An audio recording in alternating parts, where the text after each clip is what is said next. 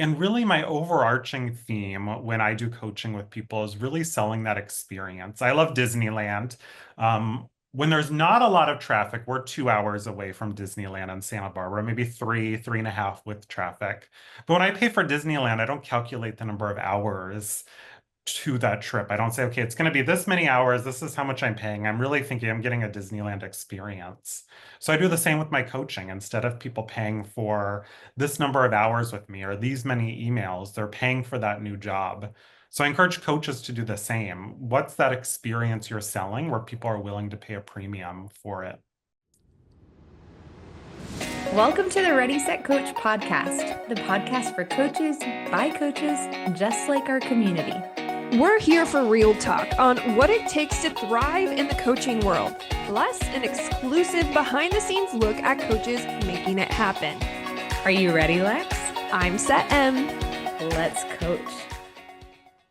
Hi guys, Lex here again. I told you you'd be stuck with me for a while as M is out, but I am so excited about our guest today. Dr. Kyle Elliott is I would say still relatively newer-ish member to the Ready Set Coach community, and I've been dying to get the chance to talk to him one-on-one, and now you guys get to get in on that little gift, I'm going to call it itself. So Kyle, welcome to the show.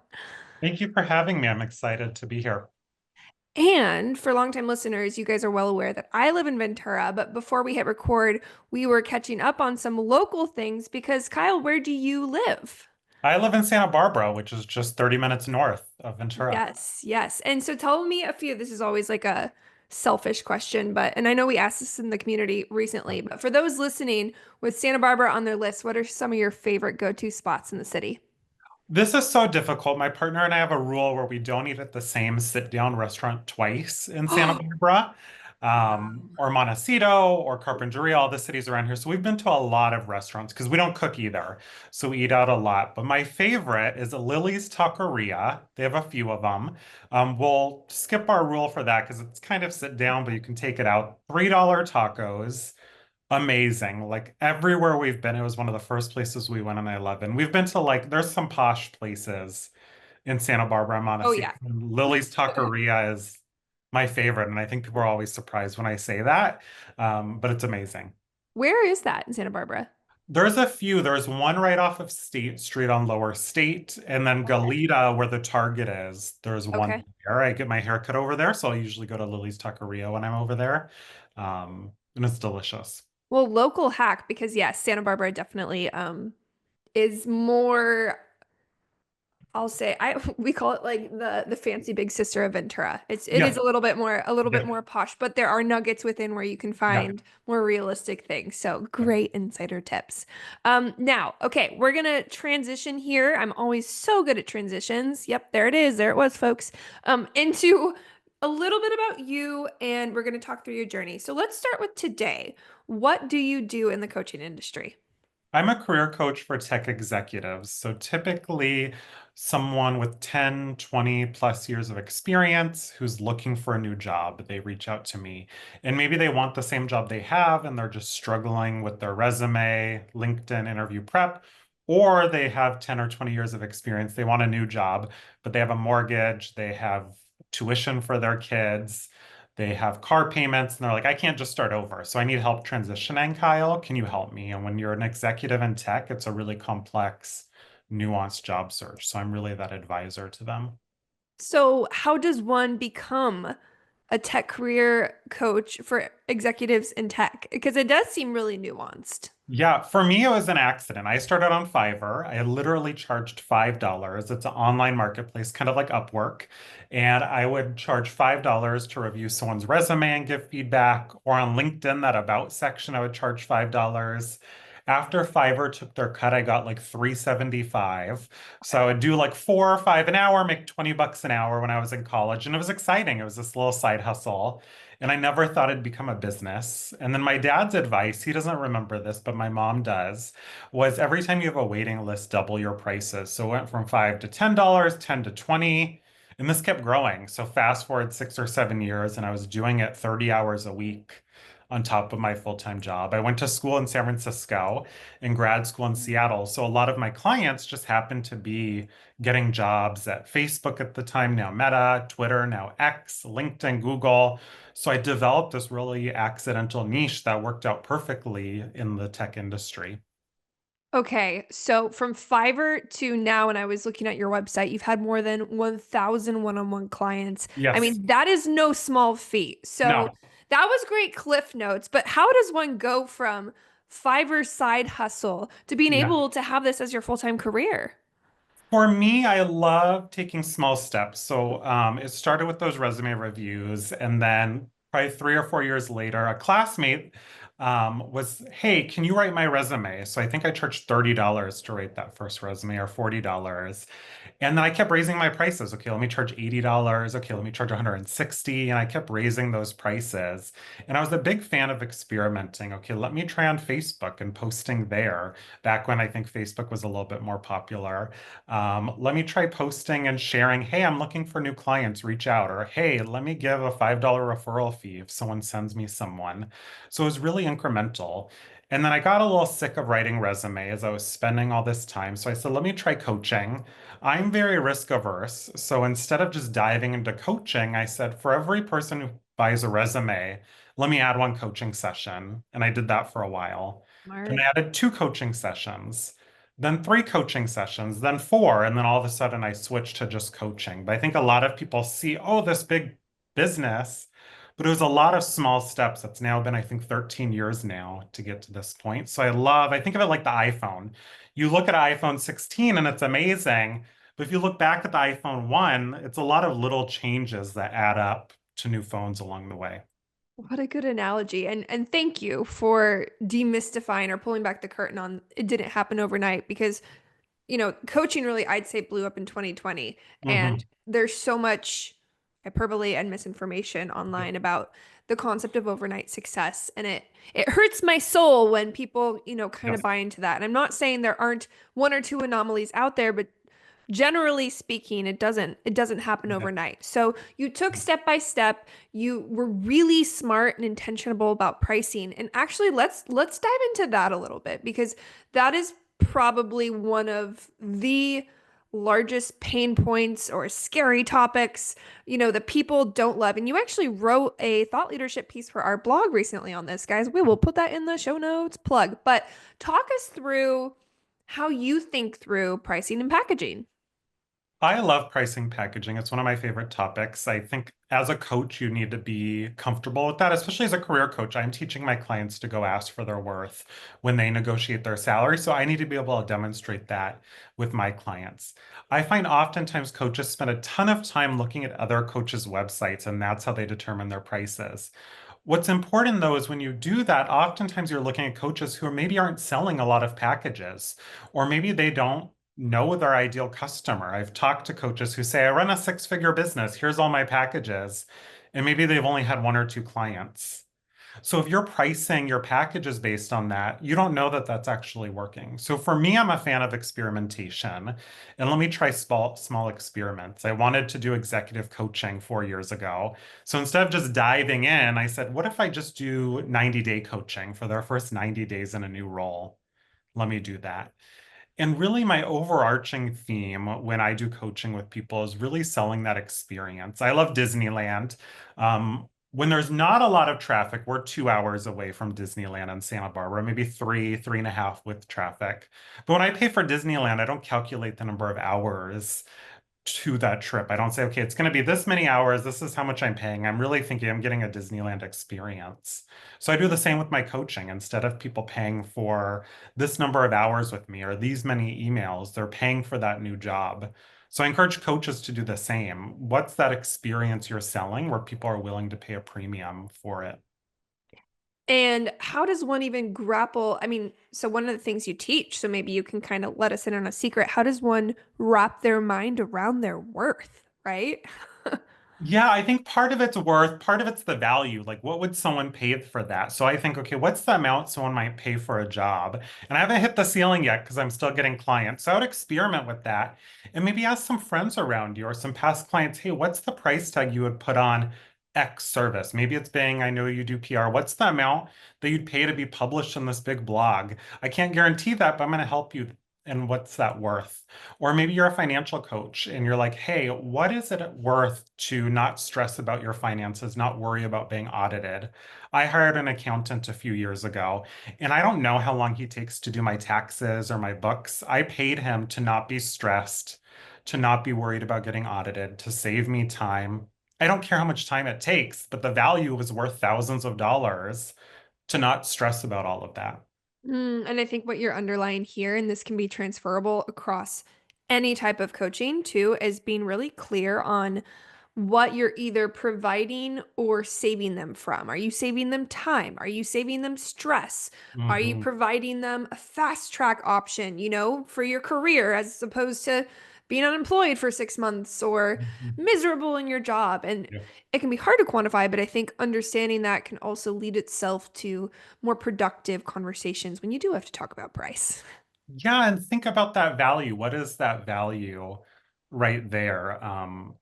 If you're unemployed for an extra 3 months, okay, how much is that worth to you? The stress, the literal salary. But even if you do something that's less tangible, there's still going to be some sort of value there for people, the time, the effort, the energy, and to dive into that and ask some people around you, what's that worth?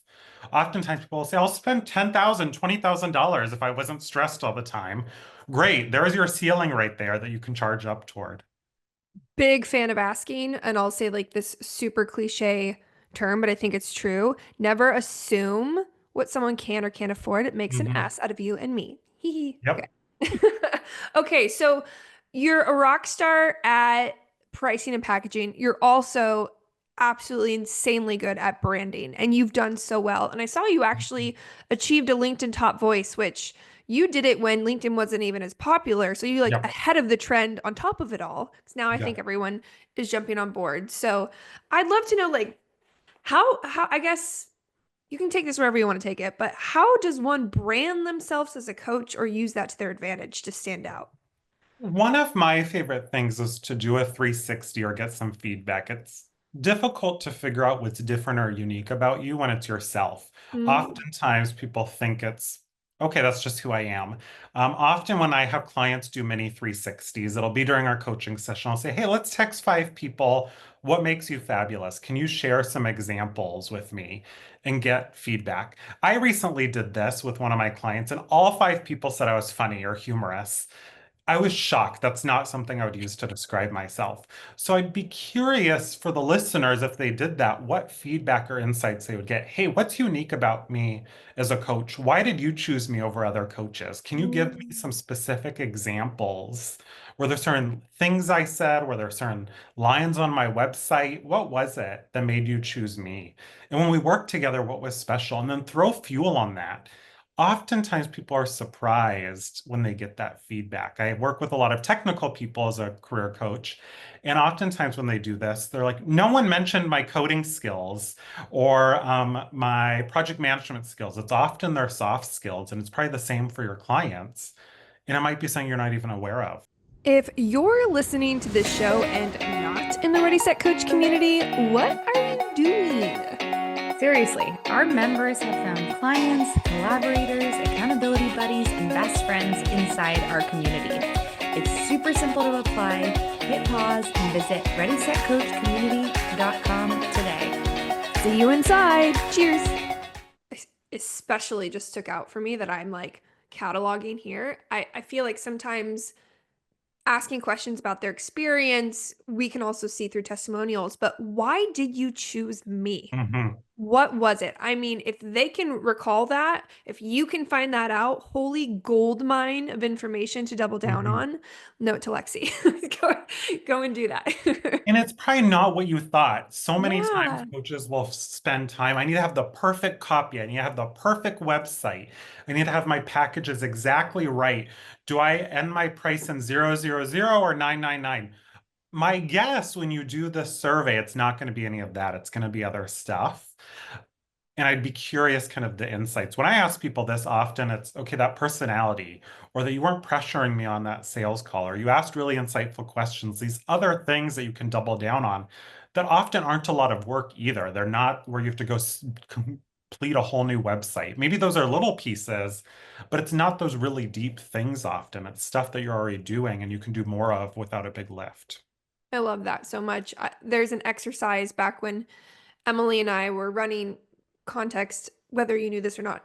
We used to have a group program called Ready Set Coach. In fact, that's how the company started before it became a community. Mm, And one of the practices, and then I got tired and sunsetted it, and then we became a community, and now we're all here and happy. Yay. But I digress. One of the exercises we would run our cohorts through was for them to analyze one of their recent purchases. Like mm, why did you invest in Ready Set Coach? Why did you hire mm, that finance coach? Talk yourself through what was mm. it about that purchase. Yep, And I think in the same vein, you can ask that of other people. I think yep. it's such a powerful exercise. Really smart. Yeah, and a lot of people don't do it and they have that feedback sitting right there. And then it reminds the person, oh, here's why I chose Lex, here's why I chose Kyle. And then to have that positive experience, to share it with people, it's so powerful to get that data instead of just assuming. I love that so much. Okay, so you gave us some great tips on where to go about starting branding. What about where to show up, especially in a world where there's so many options? There's podcasts, there's blogs, there's Facebook, there's TikTok, I mean, like, insert myriads of ways. Do you think a coach should go all in on one platform, be a little bit of everywhere? What's your take on that?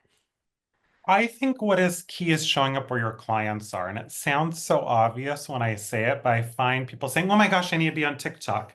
Well, are your clients on TikTok? Is that where they're spending time? I would really think about where your clients are hanging out. My clients are busy tech executives, so usually they're not spending a ton of time on social media. They don't have time for that.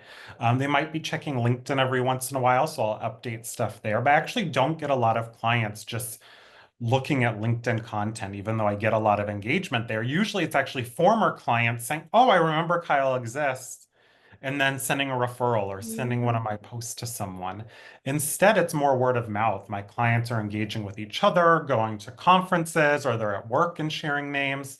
So I would think about where your clients are hanging out, and then what's your way to get in there? They may be reading publications and you need to get featured in press.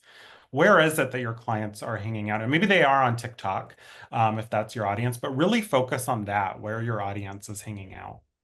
Phenomenal advice. And I really love the reminder that social media can be a great way to remain top of mind. Not everything Mhm. has to lead to a direct sale. Oftentimes it doesn't, right? It could Yeah, be such and such saw Kyle post, oh yeah, Kyle. Oh yeah, Amy at work is looking for yeah. help. It's where can we show up and remain top of mind and remind people that, hey, I know there's billions of people out there, but I'm over here. I'm here to help if you need me, right? And I would think of your goal for each platform as well. Like on Instagram, I'm not going to hard sell people. It's actually a lot of my former clients end up following me once we're done working together or during our time. And it's exactly as you said. They'll say, hey, here's Kyle, and sharing my name. Or they'll even reply to a post and be like, oh, this is a good reminder. It's been a year since I've been at my job. I need to update my resume. Can we connect, Kyle? So, really thinking about your goal for each one, each platform, and then aligning your content with that rather than just thinking you have to hard sell everywhere. Because at least for me, when I choose a provider, going back to your activity you said, it wasn't, I can't think of anyone that I've worked with because they hard sold me. It was usually a referral, or I read it in the press, or I Googled them. That's such a Hey, powerful plug for activity. PR. Hey. Yep. Oh, yeah, PR. That's where a lot of people are probably going to find folks. Yeah, it definitely is a piece of the puzzle and Mhm. a topic for another day. Obviously, Yes. those listening know I could go on down rabbit holes here, but a question maybe a little left field that's coming to mind. I just this morning was catching up with a colleague who I went to school with, and we were catching up on life and kind of recounting each other's career. And she went very corporate, and I obviously didn't. And we're both in PR, and so we were kind of thinking through differences. And I'm wondering if when you're looking at a resume, when you're coaching someone on the career front on how to build maybe their personal brand to get a job, are there similarities to the advice we're giving coaches right now, or are they completely separate lanes? I guess, is there any transferable things you see when you're coaching your clients in the career world that we can take as coaches? Oh, yeah. It's knowing your audience. I think it's really important to know your audience. It's to tailor it to your audience. Oftentimes, what happens when I work with job seekers, they'll send their resume to 500 people and do the exact same, and I would tailor it. When you're working with a coach, you want that really bespoke experience. And I encourage job seekers to do the same. Don't just apply to a bunch of roles, but reach out to recruiters, reach out to hiring managers. Really customize it. And I would do the same with your clients. For each consult, don't just ask the same 5 questions, but Mm. really tailor it to each person. Do your research. And I would treat it exactly the same as you were a job search. You need to be tailored. You could do mass appeal, but it's probably not going to work as well as if you tailored it. Kind of like a press release. You I could was gonna just say do a this is press great release. PR advice. It's like PR, or you could tailor it and say, hey, you and I worked on this previous article. Here's a link. Now I'm sending you this new one. Spending a little time. You don't want to over-index. I have a timer and often encourage people to like set a timer 20 minutes or 10 minutes to customize it for each person. You don't want to spend too long, but spending a little time tweaking it can be really powerful. I think it's such, as we just identified, transferable advice and a great reminder, especially in a world of AI and everyone, batch planning and like all these mass movements to be efficient. There still is real value in slowing down Yeah. and thinking quality over quantity.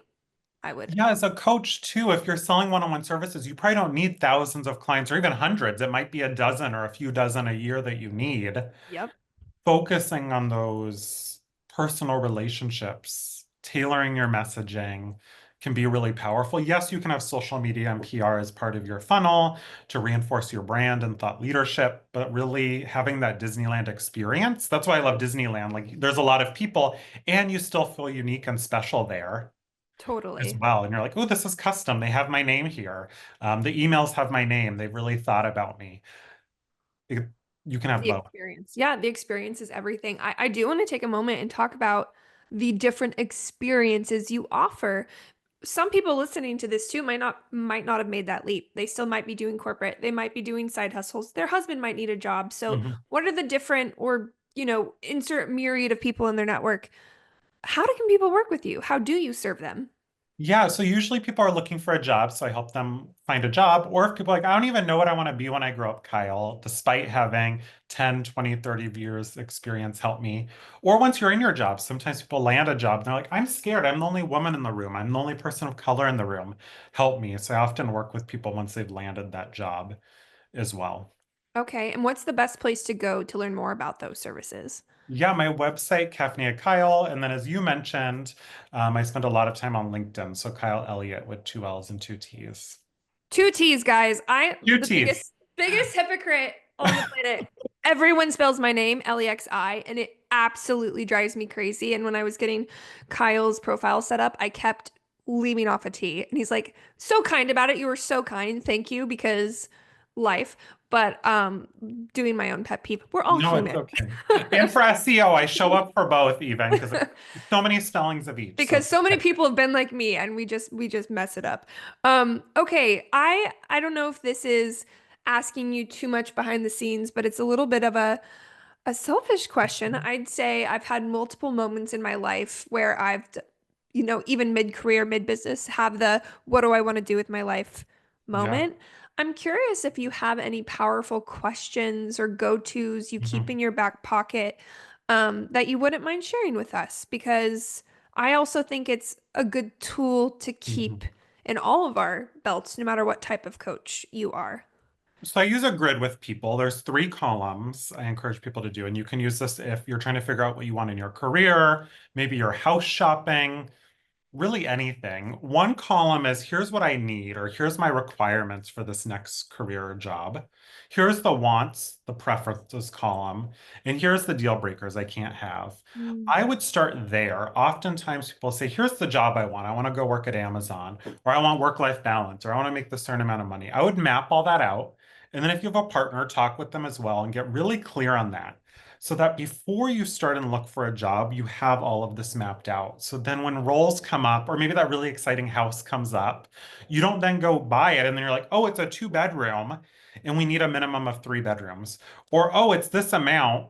but the bank only approved us for this. So I would spend some time on that and don't pressure yourself to make it perfect the first time. It's going to be something you iterate on forever. But that's where I would start. I've done that with hundreds of clients. And it's powerful to write it all down. Oftentimes people have an idea in their head and then a role pops up. And I'm like, wait, you said you have to be remote and this is an hour-long commute every day. Let's get clear on this. So starting out with that wish list, or I call it a manifestation, Mhm. manifesting that and then starting to turn it into action can be really powerful.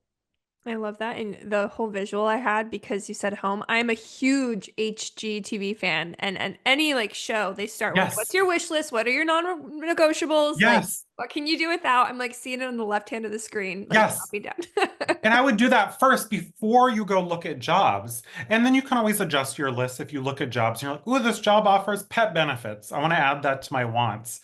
But getting Is that really a clear. thing?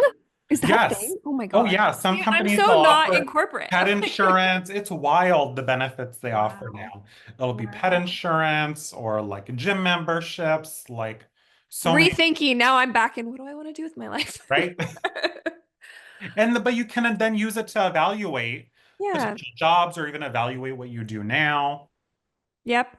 All kind of placing value. I think that's Mhm. incredible, like a very tangible practice for people. And usually on the show, I always put everyone on the spot and tell them to give everyone homework.